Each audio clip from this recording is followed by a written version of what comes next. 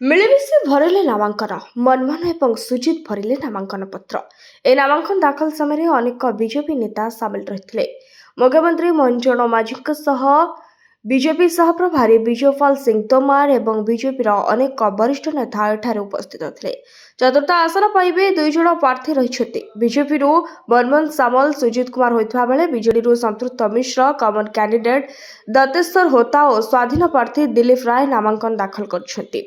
मार्च 5 तारिख नामांकन शेष दिन होइथिबारु आज समस्ते नामांकन दाखल कर। मार्च 6 रे प्रार्थीपत्र हेबो जांच। मार्च 9 रे प्रार्थीपत्र प्रत्याहार शेष तारीख रही। 16 मार्च रे राज्यसभा आसन पाई पड़िबो भोट। राज्यसभा चतुर्थ आसन पाई हेबो जोरदार लड़ाई। राज्यसभा पाई स्वाधीन प्रार्थी भावे दिलीप राय को एंट्री राज्य राजनीति को रोचक करछि। स्वाधीन राज्यसभा प्रार्थी हेबाकू दिलीप राय को घोषणा और यार ठीक परे परे बीजेपी समर्थन राज्यसभा गणति हिसाब किताब को संपूर्ण ओलट पालट कर सेपटे कमन कैंडिडेट दत्तेश्वर होता को बीजेडी और कांग्रेस समर्थन देते। तेज दिलीप राय स्वाधीन प्रार्थी भाव नामांकन दाखल करने घोषणा करने पर क्रॉस भोटिंग आशंका बढ़ी जाइए।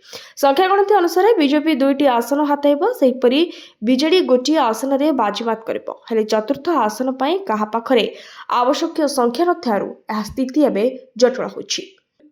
Bureau report, Odisha news live.